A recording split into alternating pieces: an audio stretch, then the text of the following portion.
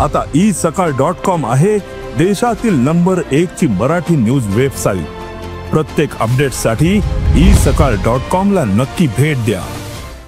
महाराष्ट्र विधानसभा निवडणुकीमध्ये घोटाळा झालाय, मतांची चोरी झाली आहे आणि एकाच व्यक्तीच्या नावावरती कित्येक वेळा मतदान झाले आणि हे फक्त महाराष्ट्रातच नाही तर इतर राज्यातही हेच घडले, असा खुलासा काँग्रेस नेते राहुल गांधी यांनी केला। राहुल गांधींनी हे सगळे आरोप पुराव्यांसह समोर आणलेत आणि राजकारणात मोठा बॉम्ब फोडला। नेमकं काय घडलं, कोणते पुरावे राहुल गांधींनी समोर आणलेत, पाहूयात व्हिडिओच्या माध्यमातून। नमस्कार, मी अक्षता आणि तुम्ही पाहताय सकाळ। आता isakal.com आहे देशातील नंबर 1 ची मराठी न्यूज वेबसाईट। प्रत्येक अपडेटसाठी isakal.com ला नक्की भेट द्या। राहुल गांधी यांनी आज पत्रकार परिषद घेत निवडणूक आयोगाच्या कार्यपद्धतीवरती प्रश्नचिन्ह उपस्थित केले। निवडणूक प्रक्रियेत मोठ्या प्रमाणावरती मतांची चोरी होत असल्याचा दावा राहुल गांधींनी केला। यावेळी त्यांनी पुरावे म्हणून काही कागदपत्रही समोर आणलेत। महाराष्ट्र विधानसभा निवडणुकीमध्येही घोळ झाल्याचाही त्यांनी आरोप केला।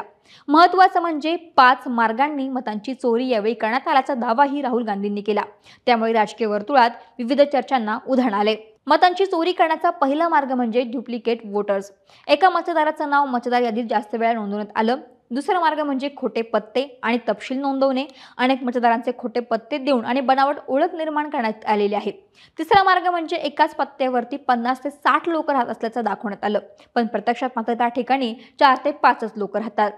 मतांची चोरी करण्याचा चौथा मार्ग म्हणजे चुकीचे फोटो लावणे। मतदार यादीत असे फोटो लावण्यात आले आहे जे कुणालाही ओळखता येणार नाही।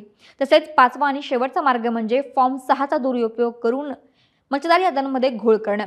या 5 मार्गांनी मतदान चोरी होत असल्याचं राहुल गांधींनी यावेळी म्हटलं। यावेळी महाराष्ट्र विधानसभा निवडणुकीमध्ये मतांची चोरी झाली असंही राहुल गांधी म्हणाले। आम्ही महाराष्ट्रात निवडणूक हरलो, तिथे 40 लाख मतदार अचानक वाढले। केवळ 5 महिन्यात अनेक नवीन मतदारांचा समावेश मतदार यादीमध्ये करण्यात आला। निवडणुकीमध्ये एका व्यक्तीनं 3 वेळा मतदान केलं।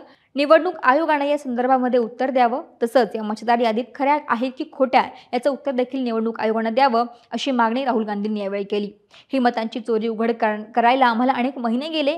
मतदार यादीत अनेकांच्या वडिलांच्या नावासमोर काहीही लिहिलं गेले नाही। रँडम आकडे, रँडम गोष्टी लिहिल्या गेल्या। अनेक घरांच्या पत्त्याचा उल्लेखही या मतदार यादीमध्ये नाही। अनेक मतदार यादीत डुप्लिकेट मतदार आहेत। 11,000 नागरिक असे आहेत ज्यांनी 3 वेळा मतदान केले आहे। हे लोक कोण आहेत आणि कुठून आलेत?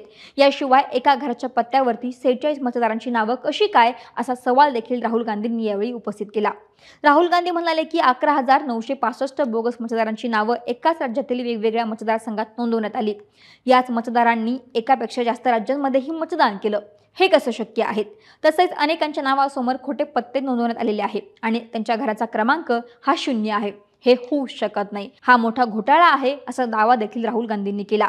एवढंच नाही, आम्ही निवडणूक आयोगाकडे बराचसा डेटा मागितला, पण त्यांनी आम्हाला डेटा दिला नाही। इतकंच काय तर आयोगानं आम्हाला उत्तरही दिलं नाही, असंही राहुल गांधी यांनी यावेळी सांगितलं। विशेष म्हणजे राहुल गांधी यांनी हे आरोप करताना केवळ आरोप केले नाही, तर त्यांनी थेट पुरावे सादर केले। राहुल गांधींच्या आरोपांमुळे आता निवडणूक आयोगाच्या कार्यपद्धतीवरती प्रश्नचिन्ह निर्माण झालेलं आहे। मतदार यादीतील गोंधळ आणि डुप्लिकेट मतदारांविषयीची चौकशी करावी, अशी मागणी काँग्रेसने केली आहे। यावरती आता निवडणूक आयोग काय उत्तर देतंय हे पाहावं लागेल। महाराष्ट्रातील सर्व बातम्यांचे विश्वासार्ह व्यासपीठ